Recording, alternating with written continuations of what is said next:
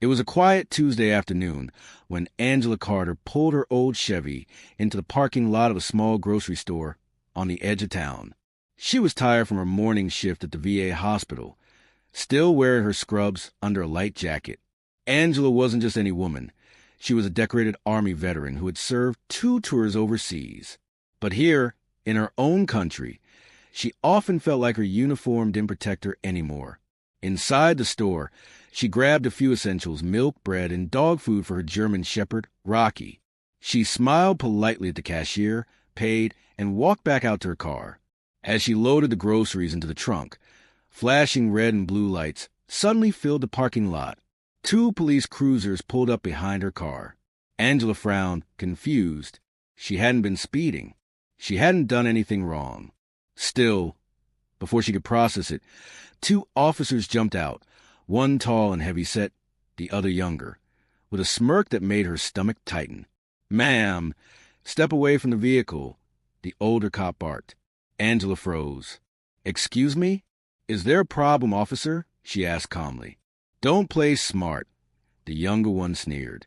"We got a call about a suspicious person matching your description." Angela's heart sank. She had heard this story before. She lifted her wallet slowly, carefully. "I'm a veteran." "Here's my ID," she said, voice steady. But the older cop slapped it out of her hand. "Hands behind your back. Now!" People in the parking lot started staring. A woman pushing a cart gasped. A man muttered, "What's going on?" But no one stepped closer. Angela's pulse pounded. Her instincts from the battlefield told her to stay calm, not escalate. But as cold handcuffs clicked around her wrists, humiliation burned in her chest. She looked up at the sky, whispering to herself, "After everything I've done for this country, this is how they treat me?" What Angela didn't know was that the next 30 minutes would flip everything upside down, and the very officers mocking her now would soon find themselves staring down the FBI. The officers shoved Angela toward the backseat of the cruiser, ignoring her calm protests. The younger one, Officer Daniels, smirked as if the scene entertained him. The older one, Sergeant Miller, kept muttering about suspicious activity and possible stolen vehicle. Angela's jaw tightened. She had bought that car with her military bonus years ago. Her name was on every paper. But arguing would only make things worse. She knew. So she stayed silent, eyes scanning the bystanders who whispered but never interfered. Inside the cruiser, she sat with her wrists cupped behind her, back pressed against the cold seat. The humiliation cut deep, but something else burned even stronger. Anger. She thought of her father, a Vietnam veteran who had once told her, "You'll fight for your country abroad, but the real battle will be at home." She hadn't believed him then. Now she did. As the car pulled away, Angela caught sight of a young woman filming the entire arrest with her phone. Their eyes met for a split second, and Angela felt a spark of hope. Someone was watching. Someone might speak up. At the station, the air reeked of stale coffee and paperwork. Sergeant Miller yanked her out and marched her inside, ignoring her veteran's ID lying on the cruiser floor. Daniels leaned close to another officer at the desk and muttered something Angela couldn't hear. But the way they both laughed sent a chill down her spine. "Sit her down and interview, too," Miller ordered. They pushed Angela into a small, windowless room. A buzzing fluorescent light hummed overhead. They didn't read her rights. They didn't explain charges. They just left her there, cuffed to a metal chair like a criminal. Angela took a deep breath, remembering survival drills. Stay calm. Assess. Wait for an opening. Minutes ticked by, each one louder than the last. But across town, in a federal office, another clock was ticking, because the young woman who had filmed the arrest, she had already uploaded the video online, tagging the local news and the Department of Justice. Within 10 minutes, the clip had gone viral. And at that very moment, 3 FBI agents in black SUVs were racing toward the police station, sirens off but urgency in their eyes. Angela sat in the interrogation room, her wrists aching from the tight cuffs. She tried to roll her shoulders to loosen the tension, but the cold steel of the chair reminded her that she was trapped. She thought about her unit overseas, the soldiers who had trusted her to lead them through danger. She had survived war zones, but this felt worse. This was her own country, her own people, treating her like she didn't belong.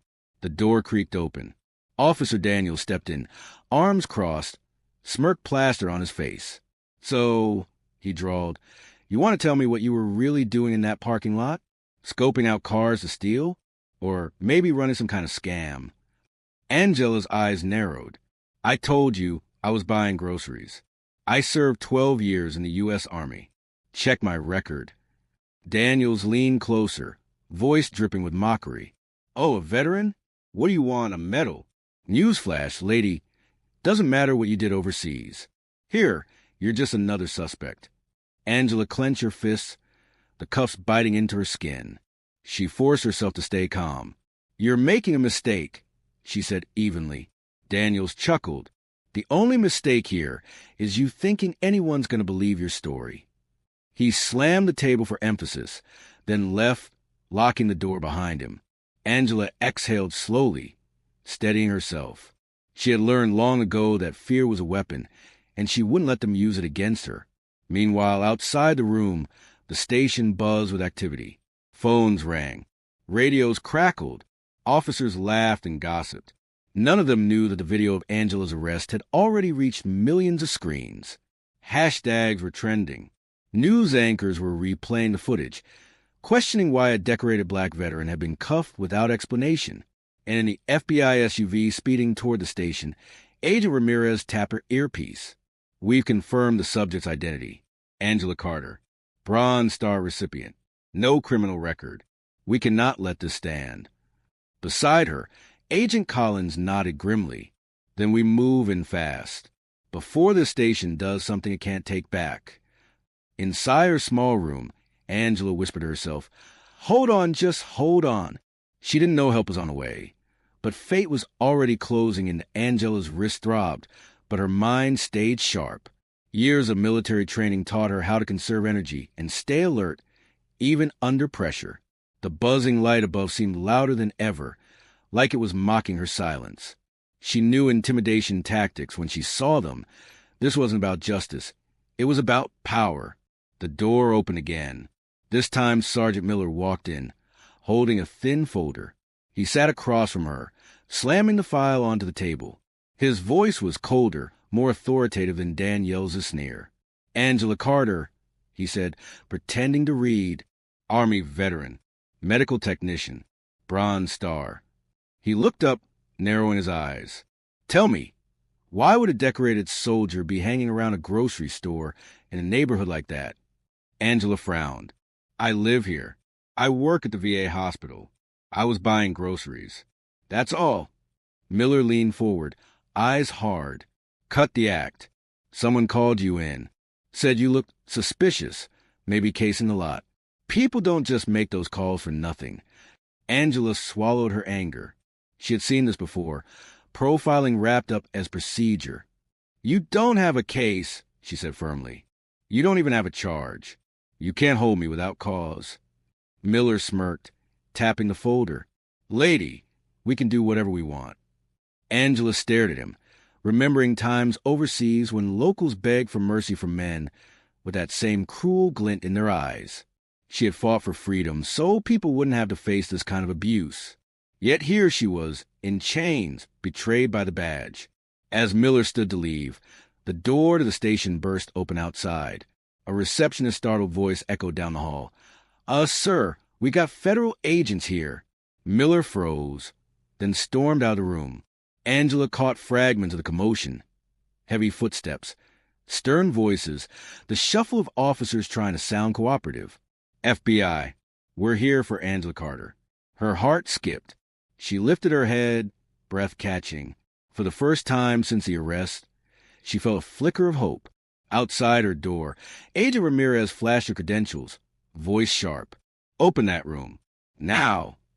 The metal door swung open, and Angela blinked against the sudden brightness of the hallway. Two figures entered, Agent Ramirez, tall and commanding, and Agent Collins, broader, with sharp, watchful eyes. Their presence filled the room instantly, radiating authority in a way that silenced attention. "Ms. Carter, Ramirez said, her tone steady but urgent. "We're here with the FBI. You're coming with us." Angela's throat tightened. Relief surged through her, but suspicion tempered it. "Am I free?" she asked carefully. Ramirez shot a look at the officer standing behind her, one who had been left to watch Angela. He fumbled nervously under the weight of her glare. "Unlock her. Now!" The officer hesitated. Collins stepped forward, voice like steel. "Do it, or we'll charge obstruction." The cuffs snapped open. Angela rubbed her sore wrists, the marks red and raw. She met Ramirez's eyes, searching for truth. Ramirez gave a small nod, a silent promise. "You're safe now." But safety was far from guaranteed. Out in the station lobby, Sergeant Miller and Officer Daniels were trying to mask their unease. Miller puffed his chest, pretending control. "Agents!" "This is a local matter." She was detained on suspicion. Suspicion of what? Ramirez cut in sharply, her voice slicing the air. "Shopping while black? Sitting in her own car? We've reviewed her file. Angela Carter is a decorated Army veteran. She hasn't broken a single law." Daniels muttered under his breath. "Doesn't change how shady she looked." Collins spun on him, eyes blazing. "You think looking shady is probable cause for arrest? This isn't a playground, officer. This is a federal violation." The room went dead quiet. The younger officers shifted uncomfortably, realizing this was bigger than the everyday arrests they thought they could control. Angela stood just inside the doorway, shoulders squared. She wasn't broken. She wasn't weak. She looked at Miller and Daniels, and for the first time, they avoided her eyes. Ramirez placed a protective hand near Angela's arm. "Ms. Carter, you'll need to give a statement, but first, we're getting you out of here." And as they escorted her past the stunned station staff, Angela felt the tide turning. Justice wasn't guaranteed, but the truth was no longer locked away in silence. Angela stepped into the lobby, flanked by the 2 FBI agents. The entire station had gone quiet, every pair of eyes fixed on her. For once, the stares didn't cut her down, they lifted her. She straightened her spine, her military bearing returning like armor. Sergeant Miller's jaw clenched. "Agents, you can't just walk in here and take her. She was detained under our authority." Ramirez faced him squarely, badge gleaming under fluorescent light. "Your authority ended the moment you ignored procedure. You cuffed a U.S. citizen without probable cause, denied her rights, and mocked her service. That's not law enforcement, that's abuse." Daniel scoffed, voice dripping with disdain. "So what?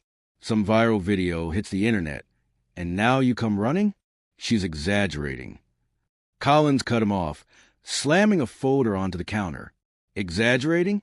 We've got eyewitness footage, timestamps, and a complaint already filed with the Department of Justice. You didn't just arrest a veteran. You humiliated her in front of civilians. This is a civil rights violation. Officer." The younger cops in the room shifted nervously. Whispers spread like wildfire. Angela could see doubt flickering in their faces, doubt in their leaders. Miller's voice cracked slightly as he tried to regain control. "You're overstepping. This is our jurisdiction." "No," Ramirez snapped. "This is federal. And right now, you're looking at unlawful detention, abuse of authority, and civil rights violations. I suggest you stop digging the hole deeper." Angela's chest swelled with a strange mixture of rage and pride. For years, she had swallowed her pain quietly, convincing herself that silence was strength. But watching these officers squirm under federal scrutiny lit a fire in her. She spoke, her voice carrying across the lobby. "You try to make me invisible. You try to strip me of my dignity. But the world is watching now. You'll never silence me again." The silence that followed was thick and heavy. Miller's face reddened. Daniel shifted his gaze to the floor. Ramirez gestured toward the door. "Ms. Carter, let's go. You don't belong in a cage. You belong out there, telling your story." As Angela stepped outside into the cool air, flashing cameras and news microphones awaited her. The moment Angela stepped out of the police station, a wall of reporters surged forward. Cameras flashed, microphones extended, and voices clamored over one another. "Ms. Carter, how you feel about being arrested without cause?" Do you think this was racially motivated? Will you be pressing charges? Angela froze for a heartbeat. The attention felt overwhelming. But then she remembered the faces of the officers who had mocked her. She remembered the cold steel of the cuffs digging into her skin. This wasn't just about her anymore. It was about every person who had been silenced, ignored, or dismissed. Ramirez leaned close, whispering, "You don't have to say anything. We can walk you to the car." But Angela shook her head. She squared her shoulders and stepped closer to the microphones. "I served this country overseas. I risked my life so people here could be free, so they could feel safe. Today, I was treated like a criminal for doing nothing but buying groceries. That isn't safety. That isn't freedom." The crowd erupted with questions, but she held her ground. This isn't about one bad arrest. It's about a system that sees a black woman and assumes guilt. I want accountability, not just for me, but for everyone who has been handcuffed for existing. Her words hit like thunder. Reporters scribbled furiously. Cameras zoomed in. Within minutes, clips of her speech were live on television and social media. Inside the station, Miller watched the broadcast on a small TV, sweat beading on his forehead. Daniels paced, muttering curses. "She's making us look like monsters." Miller slammed his fist against the desk. "We're finished. You hear me? If the FBI doesn't bury us, the public will." Back outside, Ramirez gently guided Angela toward the black SUV. "You just changed the conversation," she said softly. "People needed to hear that." Angela exhaled, the weight of years of silence lifting from her shoulders. For the first time in a long while, she didn't feel powerless. She felt unstoppable. But she also knew the fight was far from over. The next steps would decide everything: justice, accountability, and whether those who wronged her would finally face consequences. The SUV door shut behind Angela, muffling the chaos of reporters outside. Agent Ramirez slid into the seat beside her while Collins took the wheel. The vehicle pulled away from the flashing cameras, but Angela's heart was still racing. She rubbed the faint red marks on her wrists, staring at them like they were battle scars. "I've been through firefights. I've been under mortar fire, but this," she whispered, "this broke me in a way I never thought possible." Ramirez's gaze softened. "They tried to break you, Ms. Carter, but instead you expose them. That's strength." Angela looked out the window, city lights blurring past. "Strength is enough. I want justice. Not just for me, for everyone who doesn't have FBI agents to show up when their rights are violated." Collins spoke in the driver's seat, his voice firm. "Then that's exactly what we'll fight for. The Department of Justice is already opening an investigation. Officers Miller and Daniels won't walk away from this without consequences." Angela closed her eyes, letting the words sink in. For so long, she had felt invisible, her service overlooked, her voice ignored. But now, millions had seen her story. Millions had heard her truth. By the time the SUV reached the federal building downtown, news networks were looping her speech outside the station. Hashtags carrying her name trended worldwide.